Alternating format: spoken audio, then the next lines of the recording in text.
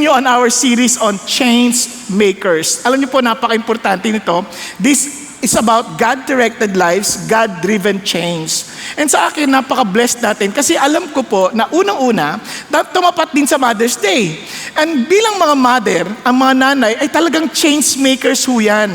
And marami pong buhay, marami pong kasaysayan ang nabago dahil po sa nanay. For example, naalala ko lamang po, nung umuwi po si Thomas, sabi nung kanyang teacher, dala-dala yung sulat, mabilis ang kwento na lang kasi alam ko naman, narinig nyo na iba, hindi ko na nung huling sulat na lang, sabi niya, yung anak po ninyo, hindi ho matututo, hindi ho siya pwedeng pumasok.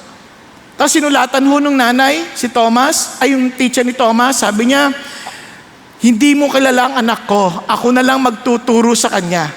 Kaya naman ho, itong nakakatuwa, bagamat pinagtatawanan si Thomas noong mga panahon na yon, pero yung nanay, tsinaga niya ho si Thomas, tinuruan niya po, at dumating ang panahon, nung mamatay si Thomas, siya po ay buong bansa nagpatay ho ng ilaw bilang pagbibigay galang kay Thomas Alva Edison. Kung walang nanay na nagturo, wala ho tayo sanang liwanag ngayon. Tama po? Kapag isabi mo sa tabi mo, Nay, salamat po. Diba? Baka sabihin mo, ay, hindi mo kilala nanay ko.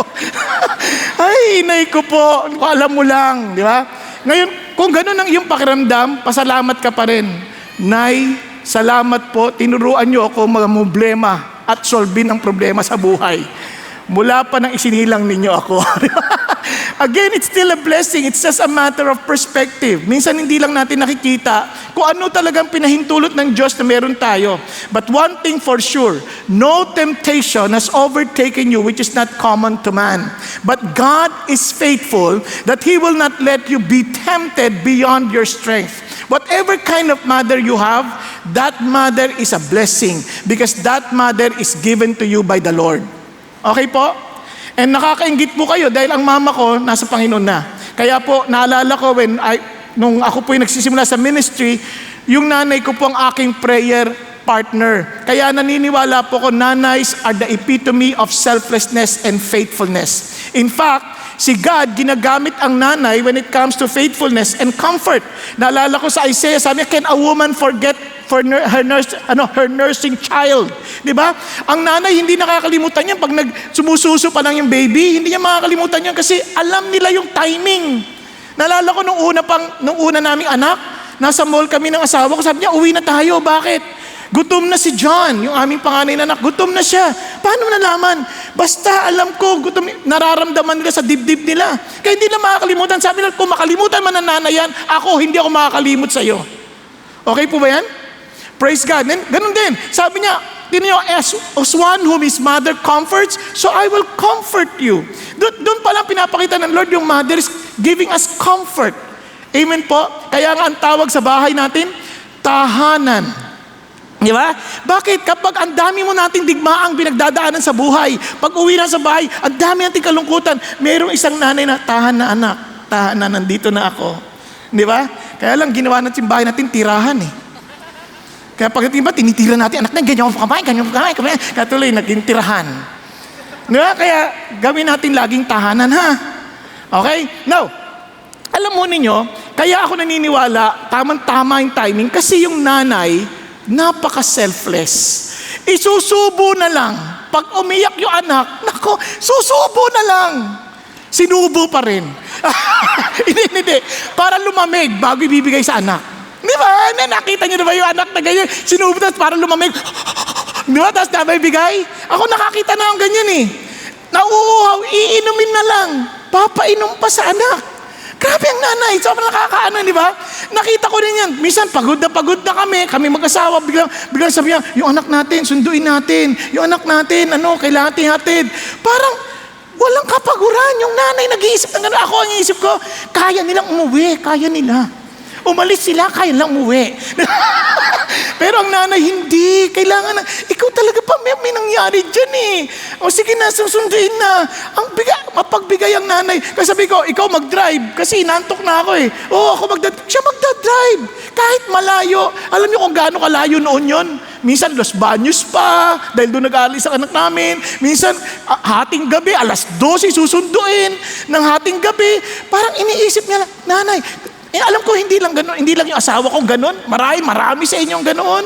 Di ba? Minsan wala pa ang sasakyan eh. Gustuin natin, delikado baka ma-rape. Siya hindi niya iniisip, ma-rape siya eh. Di ba? Sino pa ma-rape? Ganyan na yung nanay. Gustuin natin ang anak natin. Di ba? Wala nang forma. Nawala na yung forma niya. Bakit? Kaiisip sa anak. Naintindihan natin. Kaya sobrang, napaka-comforting to have a mother. Kaya nga, ang title natin, Changemaker, Be Selfless. Amen? Now, I would say, as Christians, we are change makers. It is by default. Change maker ka. By default. Kaya kung alam mo lang kung anong role natin, we are the salt and light of this earth, tayo ay change maker. Pakisabi sa katabi mo, you don't need to become a change maker. You are the change maker. By default, kung talagang Christian ka, bakit ka mo? Even the selflessness issue, it is expected of Christians to be selfless because we are called to love. Ang love, hindi ka pwedeng magmahal na hindi ka selfless. Kasi love is not taking. Love is giving. For God so loved the world that He gave. And Jesus Christ, husbands, love your wives just as Christ loved the church, that He gave His own life for the church. So love is selflessness. Amen? Okay ba? So kaya nga sabi nila, you can give without loving, but you cannot love without giving. Bakit? Kasi nga, it's selflessness. Kaya pag ang ating idea ng pagmamahal ay patanggap, mali yung pagmamahal natin. Kasi sabi ni Paul sa Galatians, ano sabi niya? For the whole law is fulfilled in one word. In the statement, you shall love your neighbor as yourself. But sabi niya, yung freedom natin, huwag natin gamitin para sa laman. Para i-satisfy ang laman. To be selfish, di ba? Kasi ang opposite, selflessness. Huwag tayo maging selfish. Huwag tayo yung hindi naisip na sarili lang natin. Kasi sabi niya, but if you bite and devour one another, take care that you are not consumed by one another. I walk by the Spirit and you will not carry out the desire of the flesh. So in other words, kung lalakad tayo sa Espiritu, at kung talagang Christian tayo, and the Spirit of God is in us, dapat selfless tayo. Pero minsan, hindi natin ma-identify yung selflessness tsaka selfishness. Kasi nabuksan tayo sa isang realidad na common lang yon. Nakuha ninyo? Kaya hindi mo masisisi kasi kapag lumaki sa ganung realidad, common lang yan. Kaya nangyayari lahat. For example lang, papakita ko sa inyo. Kamakailan nandun kami sa Japan, nagkaroon kami sa camp, naimbitahan ako magsalita sa isang camp. At doon sa camp na yon, tuwan-tuwa ako kasi inoobserbahan ko yung bawat ang Japan nakakainis eh. Ang linis, ang ayos-ayos. Nakakainis sila, napakaseryoso ng Japan. Hindi tulad sa Pilipinas, ang saya. Di ba sa traffic, ang Japan, serious eh. Talagang doon lang siya. Ang Pilipinas, ang saya. Kaya talagang masaya tayo. Iba tayo, iba. Kaya gusto ko yung Pilipinas eh. Nang pagdating ko doon, sa camp na yon, magpapalit ka ng sapatos. Huwag niyo tingnan yung sapatos ko ha. Style ngayon yan. No, kasi ganyan talaga pag tumatanda, mahirap na masakit sa paa. So para makakilos ka, ganito na ang gamit. Now, balik tayo dito. Now, ito pong doon sa Japan, pag ako pumasok ng CR, restroom, nakaayos yung mga tsinelas, lalo na pag mga hapon, kasi magpapalit ka eh. Tatanggalin mo yung suot mo, susutin mo yung tsinelas. Di itong nakaayos pag hapon. Pag Pilipino, nakakatawa. Ang saya-saya nila, kalat-kalat sila. Parang kanya-kanya silang takbo. Parang, di ako naman, siyempre nahihiya ako sa Panginoon Diyos. Bakit kaya gano'n ng mga hapon? So siyempre, nagtanong-tanong din ako. Kasi sabi nila, inaayos namin para for the next user, hindi na mahirapan. Napaka-selfless naman neto. Sa atin, basta tinanggalan ako. Nagmamadali ako eh. Wala kang pakialam sino susunod. Kasi sabi ko, ba't ang toilet nila ang lilinis? Kasi yung next user, kailangan hindi na mahirapan. Napansin niyo ba yun? Dito nga naubos na yung tissue eh. Kaya, libreng tissue? Inuwi? Paano yung next user? Nagmamadali, nag-LBM na. Walang tissue! Problema. Naintindihan niyo yung sabihin? Yun, selflessness lang yun eh. We need to start somewhere. Tama? Di ako naman, nahiya ako, di inaayos ko. naganyan ko ng paa ko, inaayos ko. Nakita ako nung hapon. Oh, no, sabi niya. Hinawakan. Tapos meron daw space. Para daw hindi madapa kung sakali may space. Sabi ko, bang klase ito Kasi sa kanila, wag yung paa. Parang pagpaa, tinatamad ka Dapat kamay, parang masigla mong ginagawa. Sabi ko naman, itong hindi Christian, nagtuturo sa akin. Nahiya ako. Dapat tayo yung selfless Ang problema, yung environment natin exactly teaches us mali yung concept natin ng selflessness. Hello? Hindi masama yun. Kanya lang, ang problema, kapag yung exposure mo ganoon din ang gagawin mo. Kaya tamang-tama ito sa ating pag-aaralan. Bakit kamo? Kaya bago tayo pumunta dyan, alalahanin natin, if you want to be selfless, ito yung characteristic ng isang selfless na tao. Based on the study na gagawin natin ngayon. Remember PSG. Ano naalala niyo pag narinig yung PSG? Presidential Security Guard. Ano ibig sabihin yan? You are protecting the cause of the nation by protecting the nation. Tama? O the king or the president.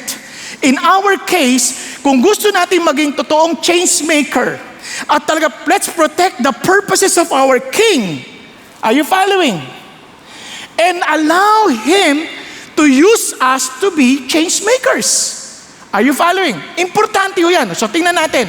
The perseverance of Naomi, para di natin makalimutan, the sacrifice of Ruth, and the graciousness of Boaz. Now, tingnan po natin, the perseverance of Naomi. Now, tingnan niyo po ang pangyari. Now, it came about in the days when judges governed. Are you following? Bakit importanteng sinabi yung judges governed? Sabi niya kasi, in other words, ito yung panahon ng mga judges. So anong meron sa panahon na yan? That influenced Naomi, that influenced the rest of the Israelites. Sabi niya, and a certain man of Bethlehem in Judea went to sojourn in the land of Moab with his wife and his 2 sons. Kung mapapansin ninyo, sinabi muna yung context ng panahon, wala pa si Naomi, hindi pa binabanggit. Kaya ano ba yung context niya? Pag sinabi mong panahon ni Ruth and ng Judges, sabi sa Judges 2, the generation were gathered to their fathers, and there arose another generation after them who did not know the Lord, not yet the work which He had done for Israel. Sa madalit salita, itong mga generations during the days of the Judges, they never experienced God. Kaya paikot-ikot yung kanilang experience. Apostasy, lalayo sa Diyos, then magkakaroon ng bondage, iiyak sa Lord, magkakaroon ng deliverance, tapos maa-atheist na naman, paikot-ikot yun. Nakuha po. Now, bukod pa doon, bago pumasok yung aklat ng Ruth, yung huling talata, eto, in those days, there was no king in Israel, and look at the words, everyone did what was right in his own eyes. Tayo po, kahit may gobyerno tayo, may pamahalaan tayo, minsan, ganyan-ganyan tayo. Hindi niyo ba napansin yun? Panoorin niyo na sa traffic. No left turn, no U-turn. Kahapon, muntik ako maaksidente. Kasi may nag-U-turn, hindi sa U-turn slot. Talagang, kumbaga, kung dito ako sa side na to, ang U-turn ko sa susunod pa. Dito, U-turn lang nung kabila. Naintindihan niyo ibig sabihin? Dito ako sa kabilang side. So, madalas sa I'm not expecting any car coming from the other end. Tama? Naku, may mabilis sa kotse. Sabi ko, ayos! Pero hindi ayos yung ganun. Yung reaction ko hindi ganun. Bakit? Nagulat ako Di huminto siya. Tapos ako, ano yun? Saan ang galing yun? Nakuha niyo sabihin? Kasi sa utak niya, basta. Walang pulis. Okay to. Tingnan niyo, saan kayo nakakita? Na yung mga lane, pag solid line, hindi ka lilipat. Tama ba? Sa atin, hindi pwede yan. Kailangan may bakod. Di ba? Kasi kung linya lang yan, pintura lang yan, okay yan. Pwede yan. Diba? Basta wala ang lulus. Pwede yan. We are all doing things based on what we think right. At ganun na yung panahon natin ngayon. Basta masaya, tuloy mo. Kaya parang pareho tayo ng panahon ng Judges. Kaya kailangan natin ng mga taong selfless na tsatsagain lahat yun. Lord, kung talagang dapat hindi ako lumipat, hindi ako lilipat. Kaya alang-alang na lang si iba. Yun eh, kailangan natin yun eh. Kasi we are now living in that era. Sa pila lang ha, sa pila. Hindi tayo pipila eh. Ang style natin iba. Uy, kamusta ka na? Nakakatuwa ka naman. Andito ka pala. Oh, mamaya, dito ka na. Oo nga eh. Wala akong pakialam doon sa nasa likod na haba nagpipila. Basta magkaibigan tayo, ha? Babay na tayo, di ba? Pagdating sa dulo, uy, thank you, ha? Tapos na. Tapos yung, talagang patigasan na lang ng mukha. Na walang, kahit anong tingin ng iba, huwag mo papansinin. Di ba? Ang kailangan na dito, puso. Puso! Naku po, wala na. Talagang wala na mangyayari sa atin. Oh, now, alam niyo na kung bakit kailangan ng change makers na magsisimula sa atin. Naintindihan niyo po? Christian lang ang si Lord lang magbubukas ng ating mga mata. Kaya naman, ito nangyari. Ang pangalan ng lalaking tinutukoy si Elimelech. Ang ibig sabihin ng Elimelech, God is my king. Kasi walang king, but God is my king. And the name of his wife was Naomi. Ang ibig sabihin ng Naomi, sweet or pleasant. Pero sa purposes natin, sweet. Sweet nito, ganyan. And the names of his two sons were Malon and Chilion. Kaya hindi nagay yung mga pangalan niyan para maintindihan natin mamaya yung kwento, ha? Si Malon, ang ibig sabihin, sakitin. Grabe namang nanay ito, magpangalan sa anak. Hoy, sakitin, halika nga rito. Siguro lagi, opo. Masakitin eh. Si Chilion naman, iyakin. Ang pangit ang pangalan lang, iyakin, no? Huwag niyong gagayahin. Huwag niyong papangalan anak niyo ng Chilion. Nako, baka makutsilyo mo yan sa iyak na iyak. Ngayon, Ephrathites of Bethlehem. Yung Bethlehem is a house of bread, ang ibig sabihin, in Judah. Now, they entered the land of Moab and remained there. What? Moab? Why Moab? Di ba Moab nakalaban nila Gideon yan? Sinalaulang ka lang lupain? Bakit ka pumunta sa Moab? Di ba si Moab, yan yung sila Balaam at si Balak? Naintindihan niyo po? Di ba sinusumpa tayo niyan? Bakit kang pupunta? Nung nagkaroon ng tagutom, akala ko ba God is your king? Bakit ka nagdidesisyon on your own? Are you following? So, punta na sila roon, and ano nangyari? Now, then Elimelech, Naomi's husband, died, namatay. And she was left with her two sons. Kawawang Naomi, bilang nanay, byuda na, naiwanan pa ng dalawang anak, na sakitin at iyakin. Naintindihan nyo? Tapos, ito pa. Na ngayon nag-asawa na. Ang napangasawa, Moabite woman. So more or less, itong si Naomi, hindi siya mas spiritual na tao. Masunurin, sumunod sa asawa, pero siya, medyo practical na siyang tao. Bakit ko nasabi? Kasi hindi niya sinasabi, uy, wag ang pakasalan lang ninyo, Israelita. Di, pwede yan, Moabita, okay na rin yan. Nandito na tayo eh. Saan tayo mabubuhay kung hindi tayo mag-aasawa tagol dito? Alangan namang bumalik pa tayo sa Israel. Nakuha ninyo? Ano nangyari? Ang napangasawa si Orpa, hindi si Orpa. Okay? At si the name ng isa ay si Ruth. Ang ibig sabihin ng Ruth, friendly. And they lived there about 10 years. So 10 years. O, tagal-tagal din.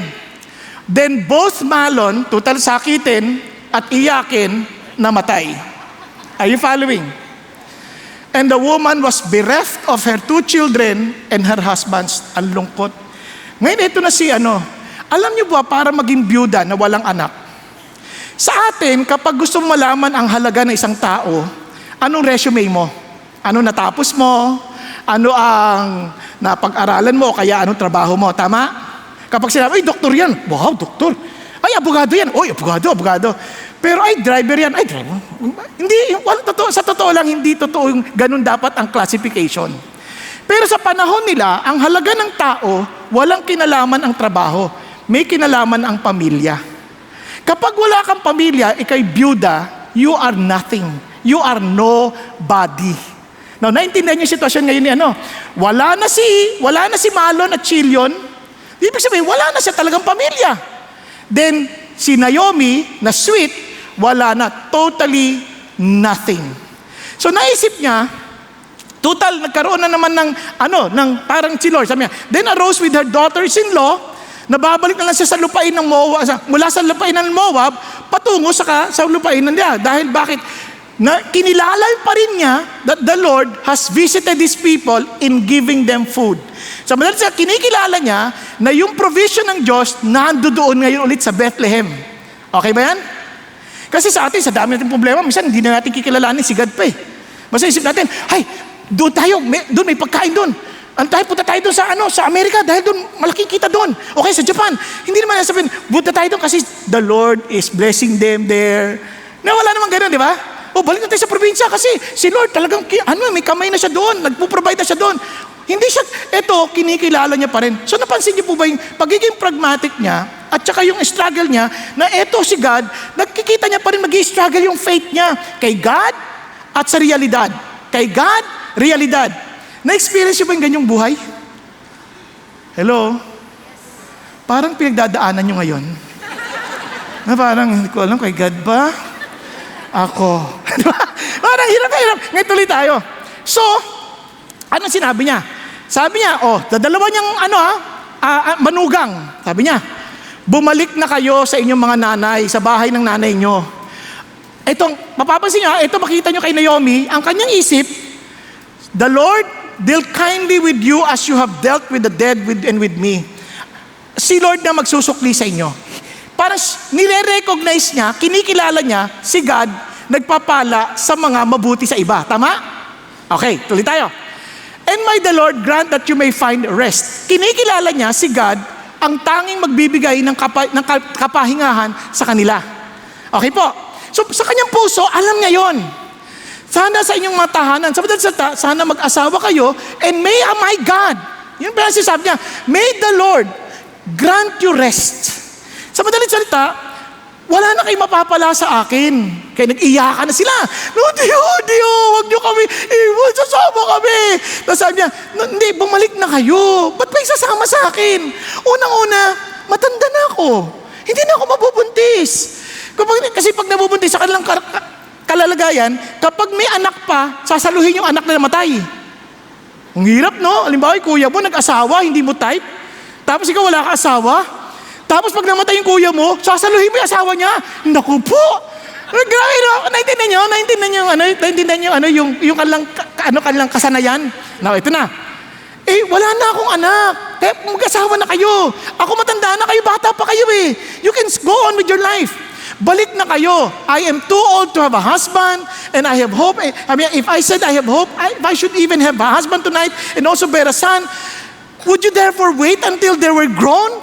Sabi niya sa madaling salita, kung ako mag-i-stay sa lupa na to, pabigat lang ako sa inyo. Tama? Kayo pwede pa kayo magsimula ulit ang buhay ninyo eh. Yun yung selflessness. Kasi ako nag-stay ako noon, kasi may anak pa ako eh. Ipaglalaban ko pa yung asawa ko. Hindi ko alam anong kinamatay ni Elimelech pero paano kung ang buhay kinamatay ni Elimelech medyo matagal, alagain. Hindi ko alam kung anong kinamatay ng anak ko, si Malon, at hindi ko sinabi. Pero paano kung ang kinamatay nila medyo alagain din? Kasi sakitin yan eh. Binata pa lang, sakitin na. So, ibig sabihin, nakita niyo yung tiyaga? Yung persevering spirit ni Naomi? Bakit? Inaalala niya sila. Ngayon, kung ako naman mag-stay dito, magiging pabigat lang ako sa inyo.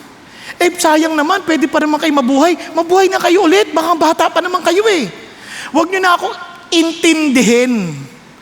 At sa kabilang bahagi, sasama pa kayo sa akin, pabigat din kayo sa akin.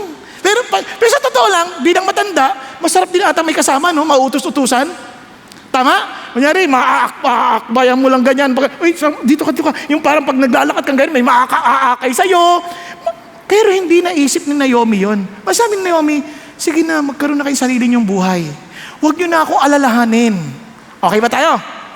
Now, tingnan niyo, sabi niya, mahirap sa akin kaysa sa inyo. Bakit? Kasi yung kamay ng Diyos, laban sa akin. Now, alam niyo yung salita natin, yung sa ganitong salita, alam niyo, wag na kayo sumama sa akin. Madadamay kayo sa kamalasan ko. Nasusundan? Ano na kayo? Hindi sa totoo lang. Di ba? Madadamay lang kayo sa kamalasan ko, pwede ba? Umuwi na kayo. God is against me. Marahil, sa loob ni Naomi, meron din siyang guilty feelings, no? Kasi all throughout, desisyon siya ng desisyon na hindi niya naisip si God, basta puntasin kami rito. Ngayon, eto na kami. I really see the hand of God against me. Okay? Huwag na kayo sumama sa akin. Pero ganun pa rin yung selflessness niya, sige na, wag na. So si Ruth, and they lit up siya, iyakan na naman. Si Orpah, siyempre nagpaalam na. Nalikan. Tapos si Ruth naman, kumapit palalo. Kasi, tandaan nyo, mapagkaibigan si Ruth. Lumapit palalo. And sabi niya, behold, your sister-in-law has gone back to her people and her gods. Return after your sister-in-law. Now, tingnan nyo, si Naomi. Tingnan nyo yung pagtatalo sa puso niya. Alam niya si God lahat yon, pero at the same time, hindi siya concerned sa eternal repercussion sa buhay ng kanyang mga manugang. Bakit? Balik na kayo sa Diyos-Diyosan ninyo. Ang kanyang pansamantalang hirap, naiisip niyang mag-persevere para sa kasalukuyan nilang kalalagayan. Hindi sa eternal na issue. Kaya sabi niya, balik na kayo. Kumbaga, kung ganito yan kung ako mag-i-interpret sa kalalagayan ng utak ni Naomi, wala akong pakialam kung maimpyerno kayo. Ang mahalaga, maayos ang buhay ninyo. Okay? Balik na kayo. Andiyan pa kayo? Now, nakita niyo yung pagtatalo? Maraming tao ganyan, nagtatalo.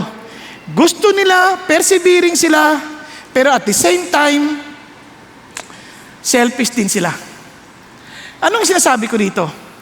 Friends, you persevere. Kahit marami kang pagdududa sa mga kaganapan dahil sa mga nangyayari sa'yo, maaaring sabihin pa, totoo ba talaga si God? Relax ka lang.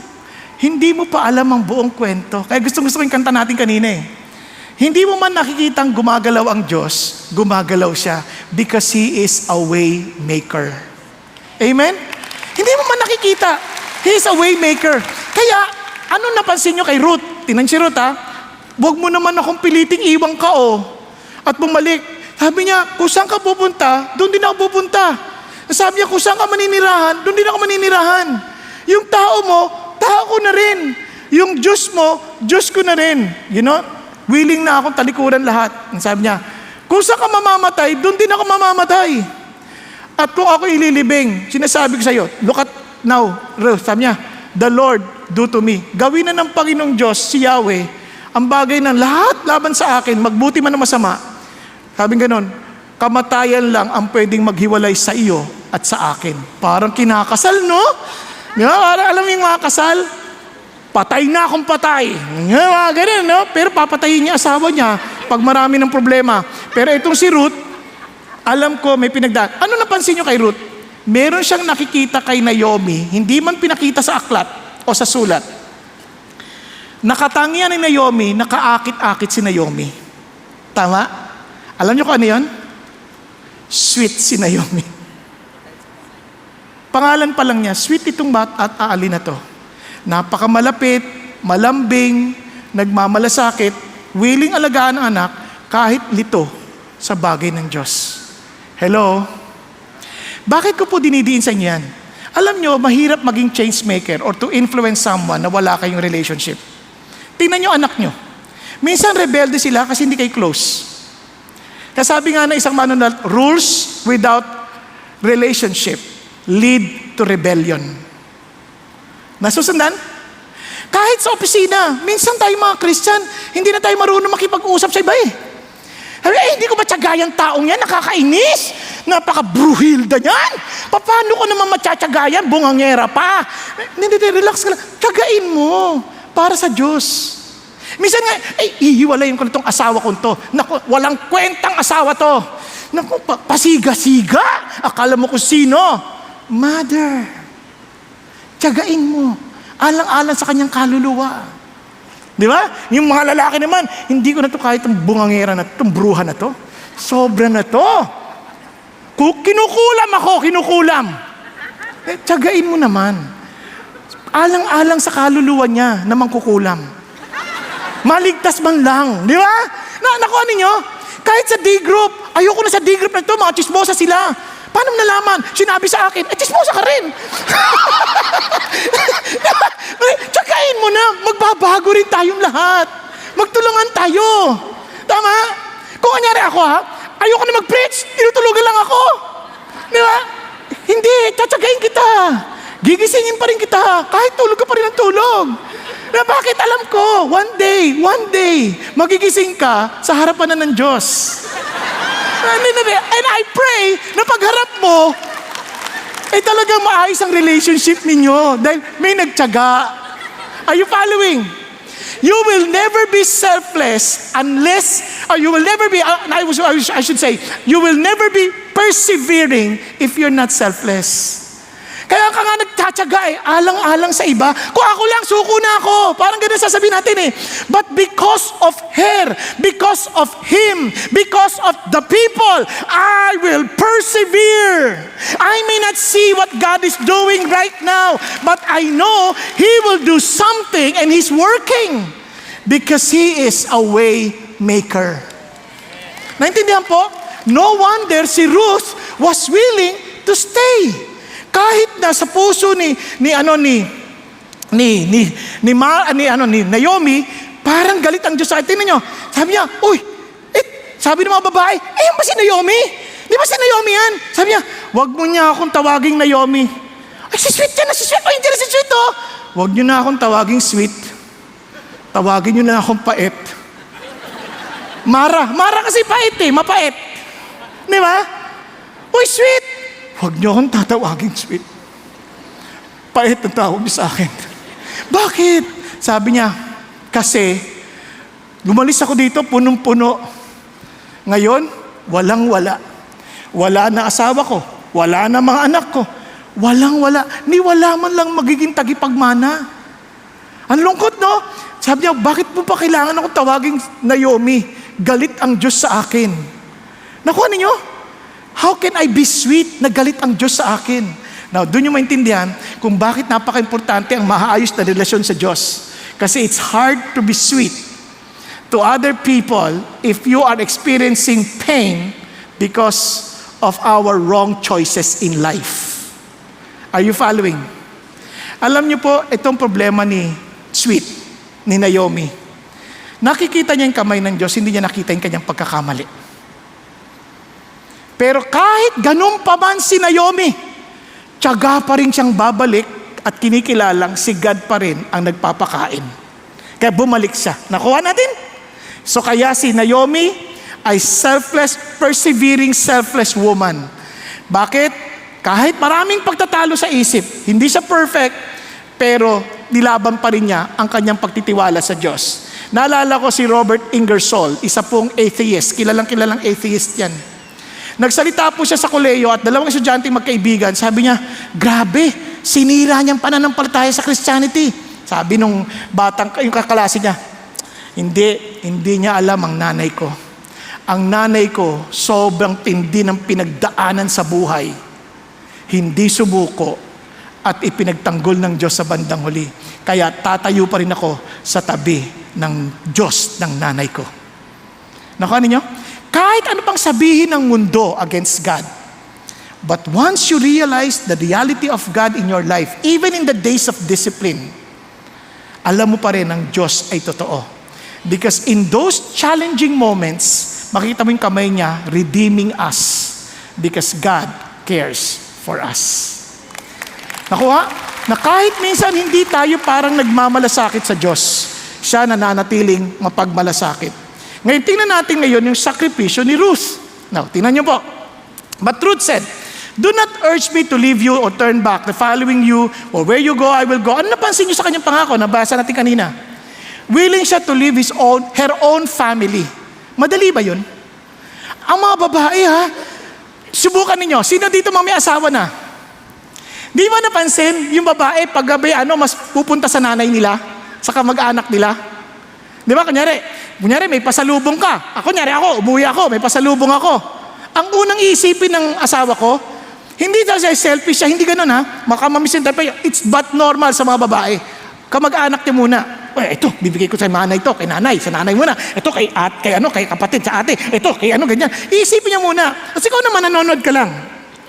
Sana maalala mo rin ang aking kapatid. Sana maalala mo rin. Di ba? Sabi niya, you don't have because you don't have asked. Nung una, hindi ko sinasabi. Nung sinabi ko na, sabi ko, alalahanin mo yung mga kapatid ko. Ay, oo nga pala.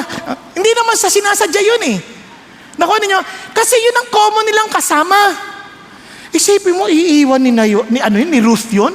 Alang-alang kay Naomi? Ano ba naman yan? Bakit? May diabetes ba siya? Bakit? Kasi gustong-gusto niya yung sweet kaysa sa nanay niya? Nakuha ninyo? Andiyan pa kayo? Tapos ikaw ba, aalis ka lang ba sa bayan mo? Siyempre, iba ang Pilipino. Pinsan ang Pilipino, mas gustong umunta sa ibang bansa kaysa dito eh. Diba? Kaya tinanong ang Pilipino, pag bibigyan ka ng pagkakataon pumunta sa ibang bansa, sabihin na, pupunta ako sa ibang bansa. Pero sa totoo lang, hindi totoo yun. Yung iba, gustong manatili dito. Alala ko yung kapatid ko, dito nagbakasyon, nanira sa bahay namin. Sabi niya, Kuya Bong, ayoko na pong bumalik sa Canada. Alam kong hindi masaya doon. Kunwari lang pag dumating, hi, I'm from abroad. Hindi totoo yun. Nagbubuhat sila ng mga alaga nilang bigat.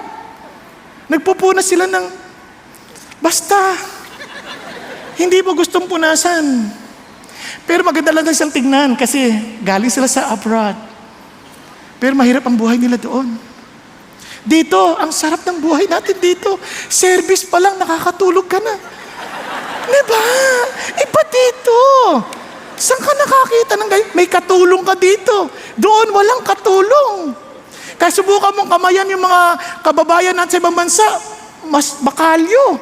Kasi sobrang trabaho nila. Dito, malambot. Naka-Nivea cream. Diba? Bakit? Ayaw maghugas ng plato. Ibang-iba. Doon, nagmamaso ang babae. Dito, sweetheart, pakimaso. Pakaganyan. Walang panama. Tapos, tatalikuran ni, ano ba? Itong si Ruth, iiwan niya yan? Yun palang sakripisyo na. Nakuha? At lalong-lalo na, Diyos, yung aking pananampalataya, dilipat ko dito, meron siyang nakita kay Naomi and she was willing to sacrifice. Are you following? Now, tingnan natin. Ano pa nangyari? Nung nandun na sila Ruth, di ba? Eto na. Nakakatuwang Ruth. Sabi niya, Ma, lalabas lang po ako, kukuha ako ng makakain natin. Yun ang kwento niya eh. Di ba, ang sarap ng pakiramdam noon? Naranasan niyo na ba yan? Halimbawa, kayo, mga magulang, naranasan niyo ba yan? Pupunta yung anak niyo. Gagayahin ko lang yun, napanood ko minsan. Sabi nung anak niya, sabi nung Ma, maghuhugas lang po ako ng plato. Pakiramdam na nanay. Totoo ba yan? Anak, nilalagdat ka ba? Anak, totoo ba yan? Ano ka ba? Pero, Ma, yun ang yung gagawin ni Ruth eh. Yun yung sakripisyo. Ma, maglalaba lang po ako, Ma. At saka, Ma, maglalampaso ako ng sahig, maglilinis ako. Ano kayo pakiramdam nyo? Ang nangyari? Sa totoo lang, yun ang sakripisyo. Kasi pag inutusan mo yung mga bata, normally ganito sila. Nakaupo, nagbabasa. Anak, pakiabot. Ito na iabot, Ma. Pakiabot mo nga yung lalaban ko. Mamaya na po. Sandali lang. Ang tagal naman. Hindi pa kasi tapos to eh. Tapos, anak, yung lalaban. Kakainis naman, di pa tapos yung nilalaro ko eh. Ayan.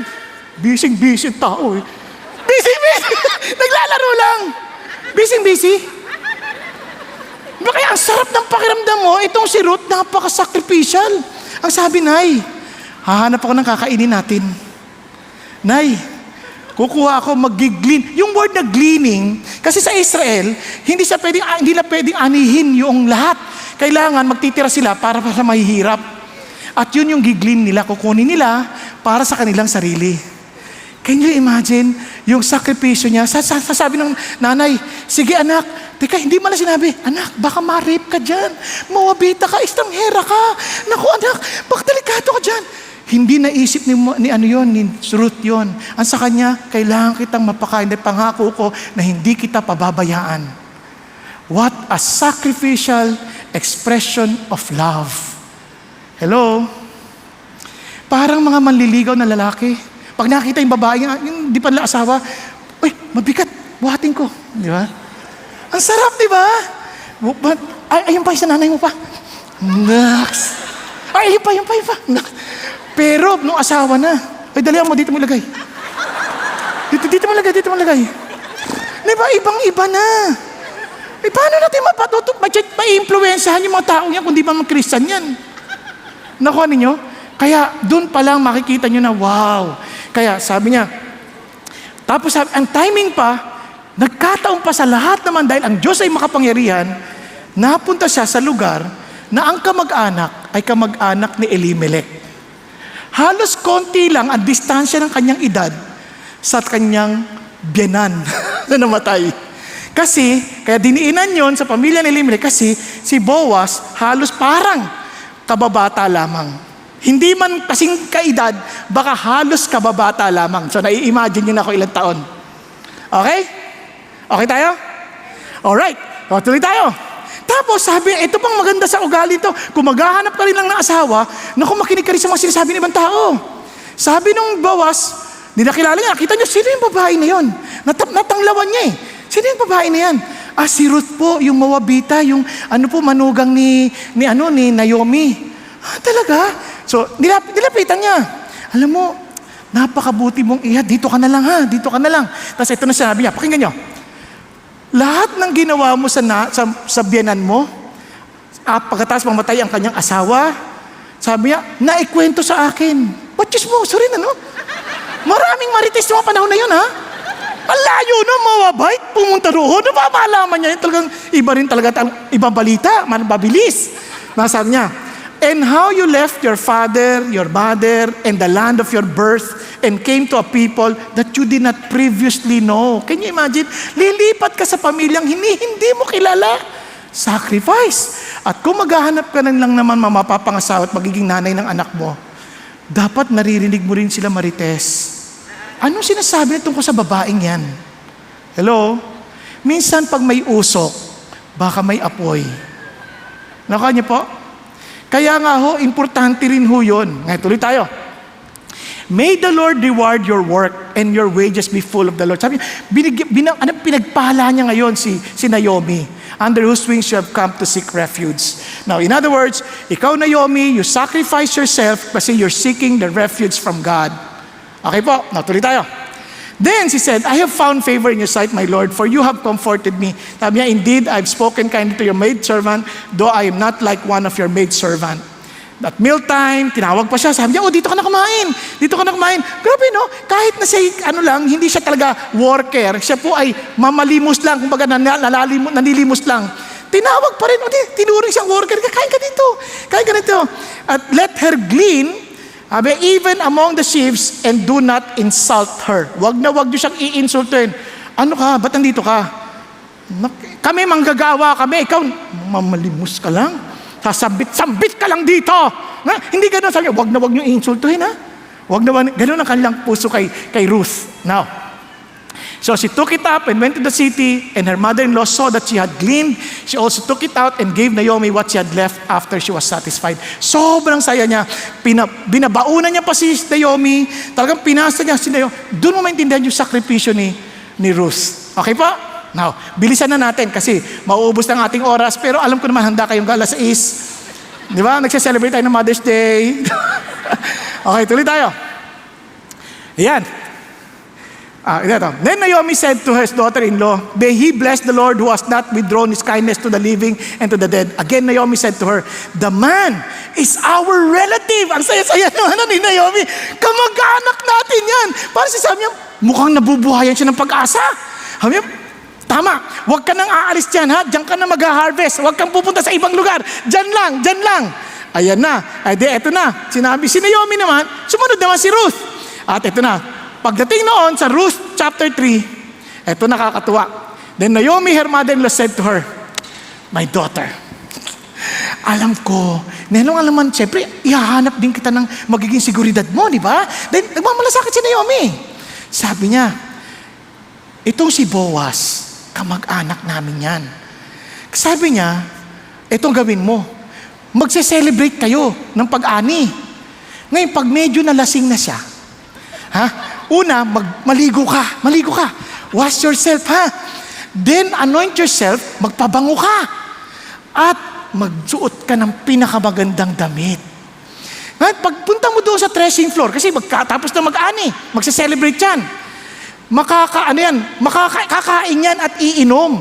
Matutulog ngayon sa busog yan, at saka may tama ng konti sa alak. Tama? Sabi niya, Pag nakita mo ng tulog siya, pasukan po. Sabi niya, uncover his feet and lie down and he will tell you what you shall do. Sa totoo lang, akitin mo siya. Yan ang medyo may pagka-bruhilda rin ng konti si Naomi, Kasi parang gusto niya mag-shortcut para mapabilis. Pero sabi niya, basta akitin mo siya. Ito namang Ruth, isipin niya, halos kasing tandaan na ng tatay ko yan. Ano ba naman? Tapos, yan pang aakitin ko. Look at the sacrifice part. Opo, inay. Naligo, nagpihis, nag-abang. At nung tulog na, in-uncover yung feet. Now, itong uncovering the feet, maraming pagtatalo dyan. Kasi, ayoko maging malisyoso kayo sa pag-iisip. Pag in-uncover yung feet, tandaan nyo, walang pang ilalim na damit ang mga lalaki nung panahon na yon. Okay pa kayo? Unlike ngayon, di ba? May Hanes, may Hanford, and wala. Kaya pag in-uncover mo, medyo dangerous. Okay? Tapos ito na. So parang sasabi niya, akitin mo siya. Yan. Pero yung matanda na yun, sinunod niya pa rin. Mamaya ipapaliwanag sa yung pangyayari pagdating natin kay Boaz. Mamaya 5 p.m. 5 p.m. No, sige na.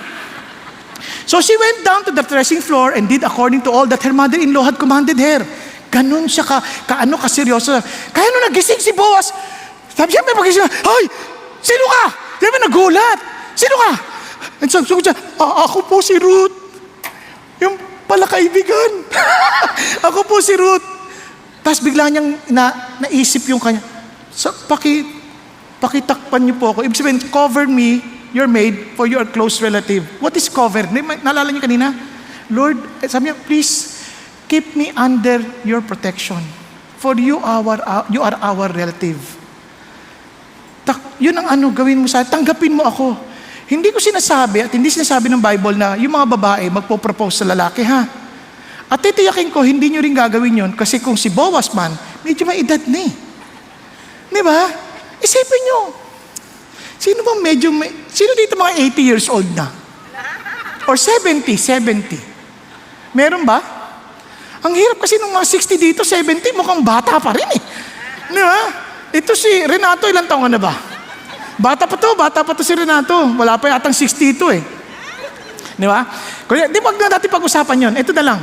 Sabi niya, magpo-propose ka, hindi mo gagawin yan. Pero ito, she was not thinking about herself. She was just thinking about what is right.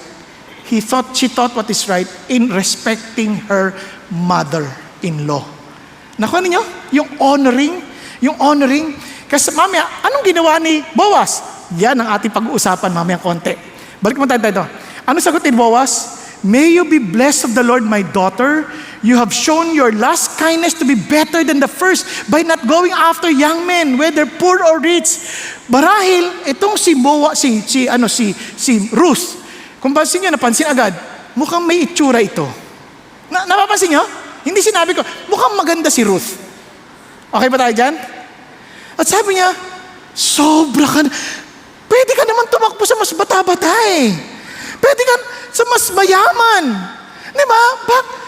Sobrang grabe ka, bata ka. Lalo mo akong pinahanga.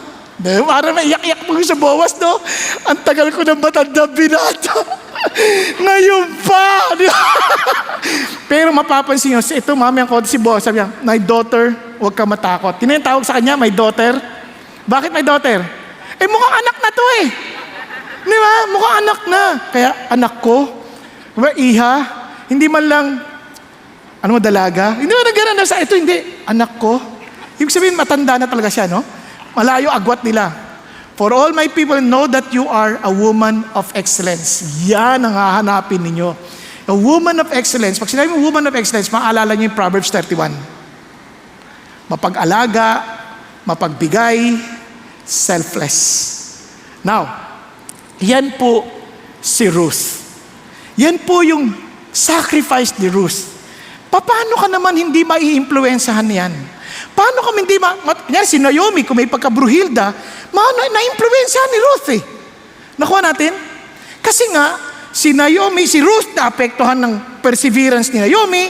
Eto naman si Naomi, naapektuhan ng sakripisyo ni Ruth. Handa niyang isugal lahat, alang-alang sa kanya. Now, Sino naman to? Si Boaz. Ito mabigat kay Boaz. Kaya graciousness ni Boaz. Now, behold, Boaz came from Bethlehem and said to the reapers, "May the Lord be with you." Ano pansin nyo kay Boaz? Siya yung may-ari ng sakahan. Ang bait niya sa tauhan. May the Lord be with you. Ang saya-saya niya. Tapos sabi niya, and he said, "May the Lord bless you." Yung mga tao, nire-recognize yung kabutihan ni Boaz. Napakabait ito mamang to. Kaya, may the Lord bless you. Hindi lang yun makikita ninyo sa kanya. Mapagpansin siya kahit sa, ibig sabihin, kilala niya yung mga tao niya. At kilala niya may bago. Uy, sino yan? Alam niya agad. Naku, ninyo, mapagmalasakit siya. Kaya alam niyo yung tao, kasi nanonotice niya yung mukha nanonotice niya yung tao, nanonotice niya. Kasi pag hindi ka, walang pakialam niya sa buhay ng tao, dadaanan ka lang yan. Naku, ninyo? Kaya hindi, uy, kamusta? Parang binabati niya, ganun siya ka mapagmalasakit. Tapos handa pa siyang magyaya na kumain. Sabi niya, "Oh, ikaw, makinig ka sa akin ha." Sabi niya, "Wag ka nang pumunta sa iba. Dito ka na lang para mapag-ingatan ka." Ganun ang kanyang puso. Tapos handa pa siyang, pinapakain niya pa, binabati na niyayaya niya pang kumain, o dito ka na kumain. Sino ba yan para yayain mo kumain? Now, ito po yung pinaka-part na nakakagulat. Ito na, punta tayo sa, yung nagulat siya, nagising. Sabi niya, "Sino ka nga?" Sabi niya, "Si Ruth." Sinabi niya, "Si Ruth po. Cover me." At ang sagot niya, "Totoo na ako ngay malapit mong kamag-anak." Ang sabi niya, pero, tingnan niyo hindi niya tinake advantage si Ruth. Ibig sabihin, "Uy, panalo. Yari ka." Hindi ganoon. Madilim pa naman yun. Sabi niya, "Hintay mo umuwi ka, mag-uumaga na, pero wala pang nakaka-recognize kasi mapagkamalan na may nangyari sa atin. Kaya umuwi ka ha, na wala nakakita para baka machismis tayo dito, maraming marites dito." So, relax. Ay, sorry. Naalala ko, mayroon palang nag-comment na wag daw gagamitin yung marites dahil ang pangalan niya ay marites at hindi siya chismosa. Sorry po sorry. Hindi ko na gagamitin yung marites. Tolits. Toletes. Okay, so ito na. Ito na. So, sabi, wow. So, sabi niya, "Sige, paki-redeem niyo naman po ako and let him redeem you. But if he does not," ano sinabi niya? Hindi tinake advantage. Meron pang mas malapit na kamag-anak ninyo. Bigyan natin sila ng karapatan. Di ba sa atin, jackpot na to, kunin ko na to. Pag bibilin lang kunin mo na, baka maunahan ka pa ng iba. Ito hindi May mas karapatan pa po iba, sige, mauna na sila. Kahit bargain na to, sige na lang, hindi ako makikipag-unahan. Give the preference, yung right of first refusal, doon sa pinakamalapit na kamag-anak. Di ba? Ang sarap kung ganyan yung mga Christian, no? Tayo yung mga nauunang ganyan, no? Parang, ay, hindi, sige, mauna na ho kayo. Di ba, alin na ho? Kasi yung Diyos ko naman, bibigay naman sa akin kung ano pinakamabuti. Hindi, mauna na ho kayo. Hindi dito i-reserve natin yung puhan, i-reserve natin. Baka may kumuha niya iba. Hindi. Bahala sila, late sila pasensya sila. Di ba? Hindi naman dito yan, no? Hindi man dito. Sa ibang church. Kahit nga doon sa kainan, yung kainan dyan sa pantry, di ba, sa kainan, ano yan Siyempre, cafeteria yan Yung iba, i-reserve natin ito para sa D-group natin. Hindi, may mga kakain Paano sila uupo ron? Hindi, pan-D-group natin ito Ano ba? Paano yung mga nagtitinda? Hindi, wala silang kliyente niyan. Hindi, may D-group kami. May baon pa tayong kaldero.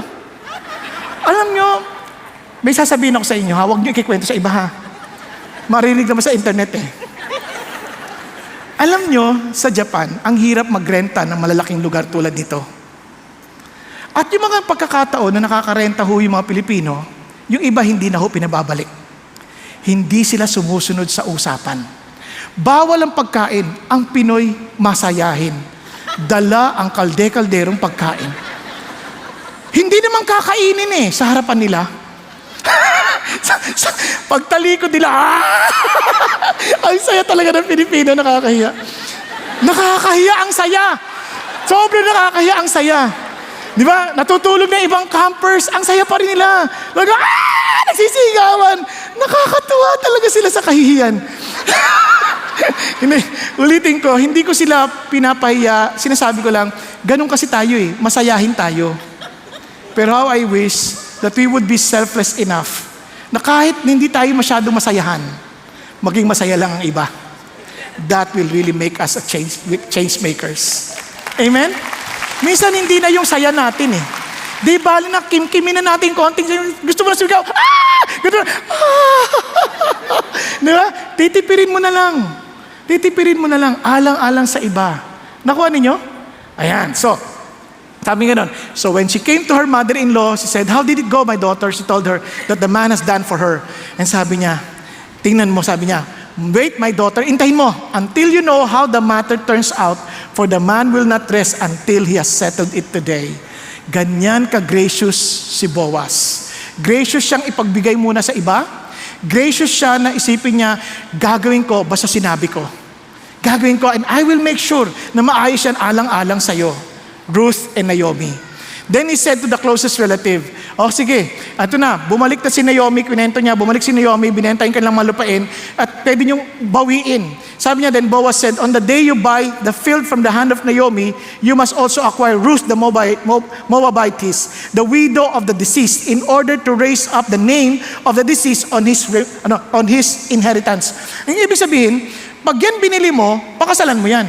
Hindi para sa karangalan mo, kundi sa karangalan nung namatay. Isipin mo, ibang klase, no? Not for your sake, but for... Kaya sabi nung may karapatan, I cannot redeem it for myself. Hindi pwede. Bakit? Mapapahamak naman ang aking mga mapapamana. Sabi niya, mapapamanahan ko. Sabi niya, ikaw na lang. Sige, ikaw na mag-redeem. Sabi niya, ikaw may karapatan ka mag-redeem at hindi na ako. So, madali sa I'm not willing. Bagamat kaya ko, hindi ako willing. Kasi malalagay naman sa alanganin ang mga pamana ko. Nakuha niyo po? Kaya sarili niya pa iniisip niya. But for Boaz, sige, ako na lang po. Malaman na po ng lahat ng leader dito. Kayo po ang mga saksi ngayon na dinala ko sa inyong mga kamay, si Naomi. At lahat ng mga pag-aari ni Elimelech. And lahat ng kanyang pag-aari ni Chilion at ni Malon. Sabi ganoon, moreover, kinukuha ko na rin si Ruth bilang aking asawa, ang balo ni Malon, para maging asawa ko, para mapalaki ang pangalan niya at yung kanyang mga ari-arian, mapunta rin sa kanya ulit. Amazing, no? Ibig sabihin, all his inheritance, maibalik sa kanya. Hindi para sa akin. At yan po ang aking papangako. So what did he do? So, itong si Naomi, sabi niya, talagang pinagpala. Bakit? Sa sakripisyo ni Boaz. Tingnan niyo. Sabi niya, "Without the Redeemer today, and may His name become famous in earth. Blessed is the Lord." Amazing, no? Binigyan ka ng tagapagligtas. Kaya si Naomi nagtiyaga, na blessed. Na-impluensyahan si Ruth, nagsakripisyo, na bless. Si Boaz, nagsakripisyo, ng bless. Nakuha natin? Pero hindi na alam, all of them were blessed eventually. Now, pakinggan niyo po sandali. Before I proceed, pakinggan ng ating muna yung patotoo ng ating kapatid. Okay lang tayo? Let the redeemed of the Lord tell their story, those He redeemed from the hand of the foe. Ako po si R.D. Roberto. At ako naman po si Miriam Kiambao Roberto. At ito ang aming kwento. I'll always remember that September day nang ginamit ng Diyos ang aking ex-girlfriend na si Tingting na naging aking unang asawa upang dalhin ako sa isang CCF Bible study sa Reposo, Makati. I was depressed and broke, fresh from a failed business venture. Nung gabing yon, biglang naintindihan ko ang salita ng Diyos at nasagot ang aking mga katanungan sa buhay. And so, as a 29-year-old entrepreneur and former Playboy publisher wannabe, ay tinanggap ko si Kristo bilang aking Panginoon at tagapagligtas. At ito pala ay matagal nang pinagdadarasal ni Tingting para sa akin. So Tingting and I got married 1 year later, pero pagkalipas ng 5 taon, nagkaroon siya ng isang malalang karamdaman na ang tawag ay lupus at muntik na siyang mamatay dahil dito. Miraculously, God healed Tingting and lived lupus-free for 10 years. Ngunit noong 2012, bumalik ulit ito na may paghihiganti, and after 6 months of intensive care, Tingting took her last breath as I held her in my arms. I became a widower sa edad ng 47 years old at meron 5 taong gulang na anak. Every time I would grieve and eat tears for breakfast, lagi akong pinapaalahanan ng Diyos na mga salitang, "Anak, don't be sad. You will love again. I'm going to give you one more great love." At totoo, sabi nga, the Lord is near to the brokenhearted and saves the crushed in spirit. In fact, ginamit ng Diyos ang aking anak na si Josh para ako ay palakasin on my 48th birthday pagkatapos kong hihipan ng ang kandila ng aking birthday cake, my son told me, "Dad, you know what? I wish that God will give you a new wife so that I can have a new mom." At ang Diyos ng buong sanlibutan, the God of the universe, ay narinig ang hiling ng aking anak. Nasa rurok ako ng tagumpay noong 1999 when I came home from the Miss Universe pageant winning the first runner-up. Sa gitna ng kayamanan at kasikatan, hindi ko natagpuan ang tunay na kasiyahan. Inisip na pag-aasawa at pagkakaroon ng sariling pamilya ang makakapagbigay sa akin ng meaning sa buhay. Ngunit makalipas ang ilang taon, I found myself staring at the edge of my hotel balcony sa ibang bansa, depressed at gusto ko nang magpakamatay. My marriage with my Italian millionaire husband was on the rocks. Nung araw ding yon, may boses na nagsabi sa akin, "Ang problema sa buong mundo ay dahil sa kasalanan mo. Kaya para matapos na ang lahat, tumalon ka na." Pero meron ding ibang boses na nagsalita sa loob ng puso ko, and this time mas mahinahon. Alam ko yun ang boses ng aking tagapagligtas at ang sabi niya, "If you kill yourself, it's not love." Love pala ang tunay na hanap ko noong mga panahong iyon. Umatras ako, papalayo sa balcony at umuwi sa asawa ko. Ngunit pagkaraan ng 2.5 years of marriage, he asked for a divorce and married a much younger woman and had a child with her. Yung akala kong panghabang buhay, nagkaroon din ng katapusan. Pagbalik sa Manila, sinikap kong makabalik sa dating ini-enjoy na kasikatan. At sa kabila ng depression at kawalan ng pag-asa, patuloy pa rin ang aking suicidal thoughts. Isang araw, I realized that the only way out was to go back to the God of my youth, and that was Jesus. Pero na-realize ko na maliban sa traditional religion na nakagisnan ko, hindi ko talaga tunay at lubos na kilala si Jesus. So out of desperation, I prayed, "Jesus, I want to know you more." I opened my eyes, and at that moment, a friend sent me a chat on Facebook. Sabi niya, "Miriam, what are you doing on Monday?" Sabi ko, "Why? What's up? Wanna go to Bible study?" Ibinahagi sa akin ng Bible study leader ang kanyang promise sa Jeremiah 29:11. "For I know the plans I have for you, says the Lord. Plans to prosper you, not to harm you. Plans to give you a hope and a future." Natagpuan ko ang hope kay Jesus. And eventually, isinuko ko ang buong buhay ko sa Kanya. He healed me completely from my depression. He restored my relationship with my parents. He opened new doors in my career at binigyan ng bagong direksyon sa buhay. Marami akong naging karelasyon before meeting the Lord.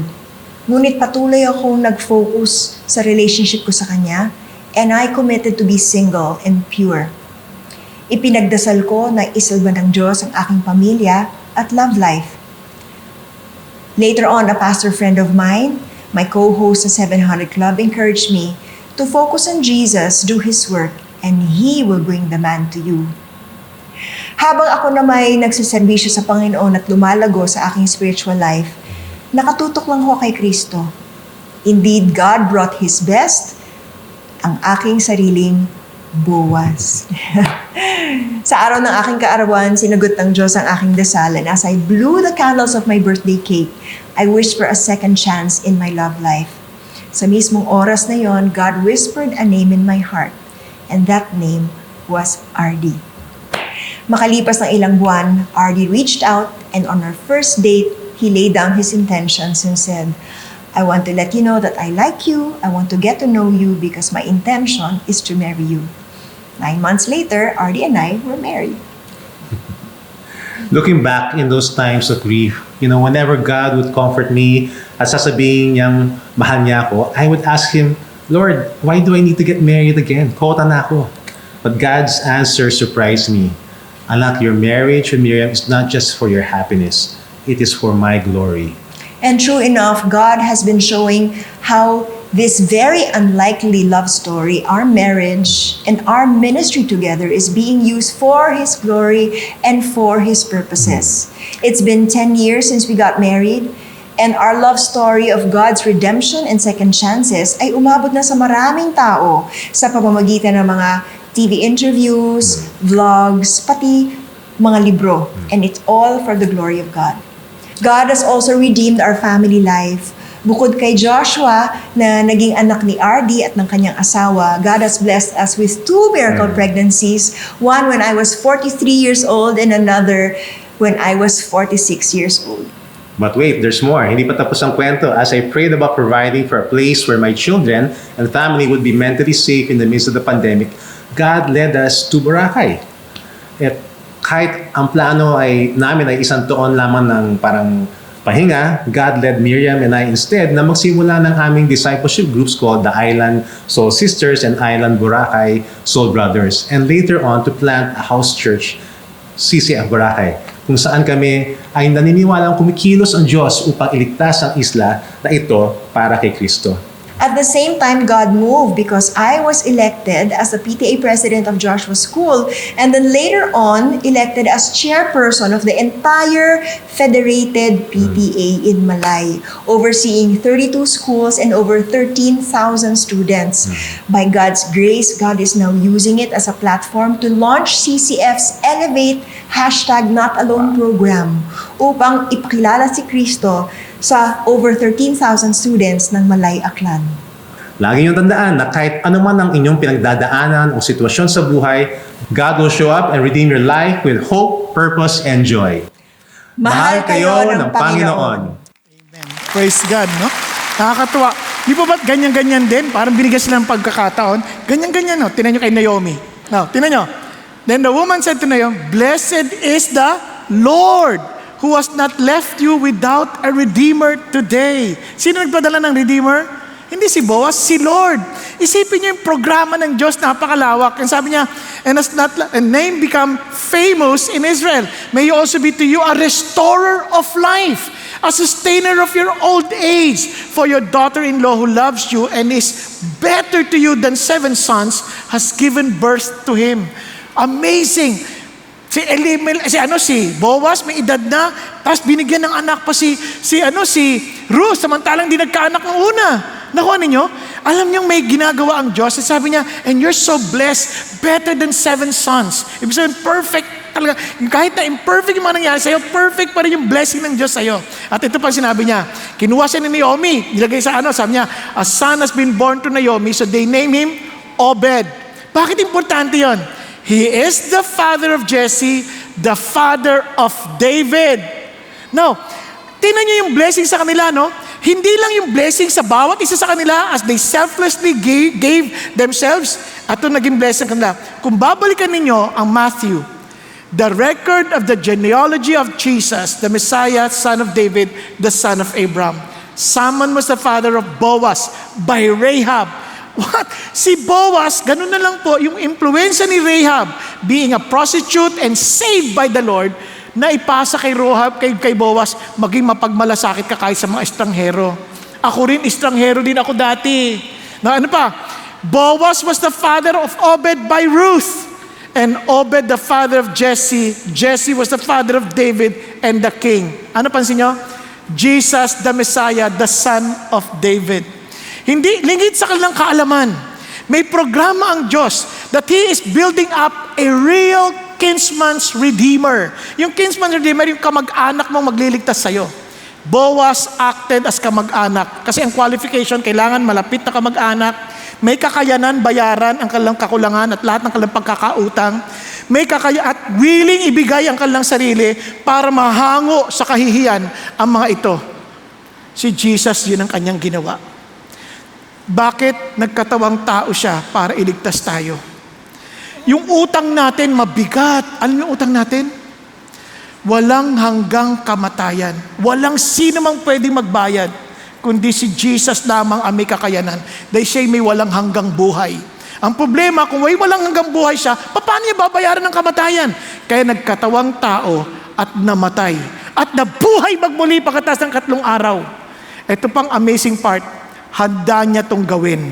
Kasi katulad ng kamag-anak ni Boaz, hindi handa. Mapapahamak ako dyan. Si Jesus was willing to leave the comfort of heaven para ibigay sa atin ang karapatang maging anak ng Diyos. Kahit sa kapalit ang kanyang sariling buhay. siya ang ating totoong kinsman redeemer.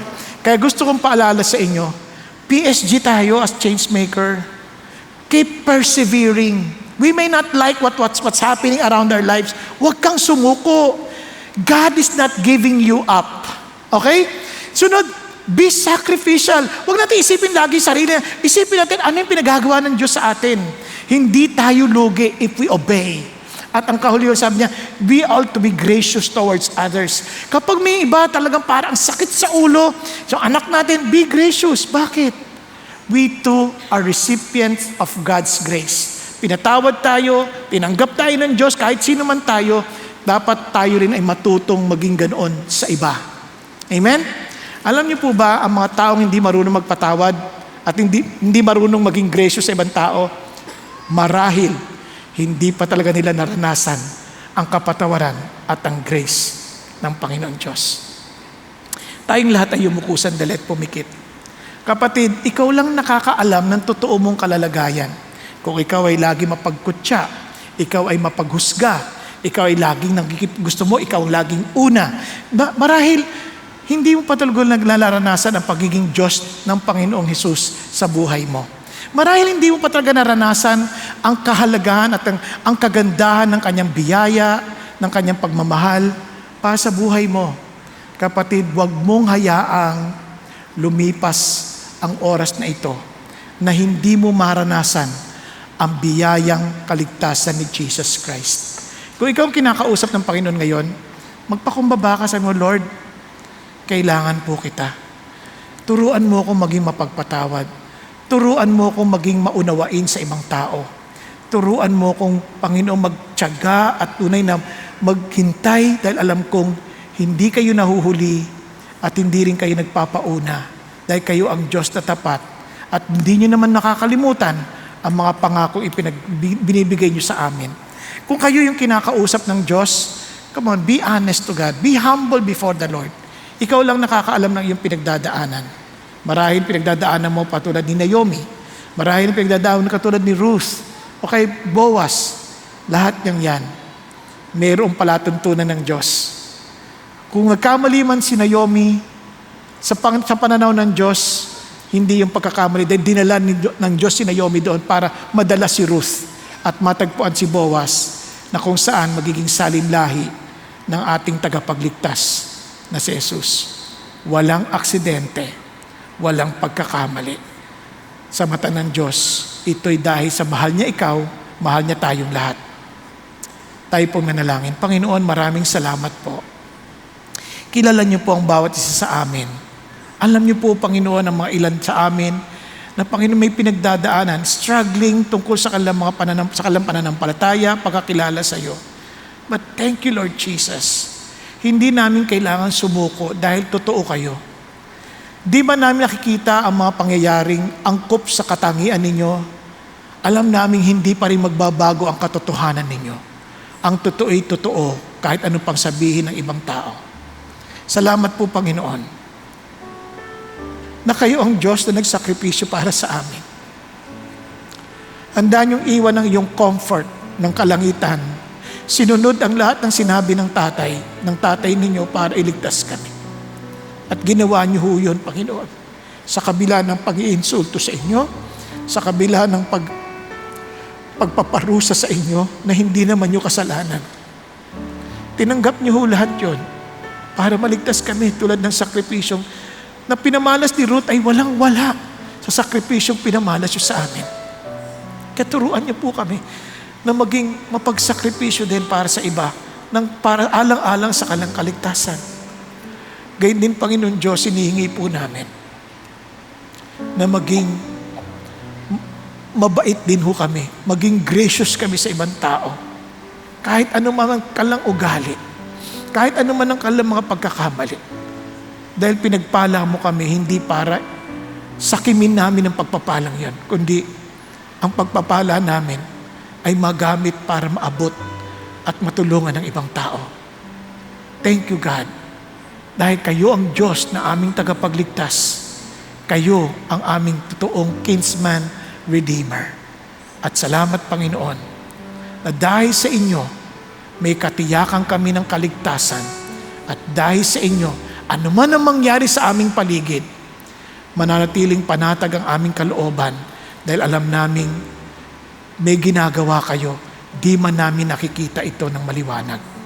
Dahil tunay ngang you are the way maker, miracle worker. Salamat Panginoon, sa pangalan ni Kristo Jesus, pagpalain niyo po ang inyong mga tao at ang bawat pamilyang aming nire-represent, maging sa mga nanonood sa internet.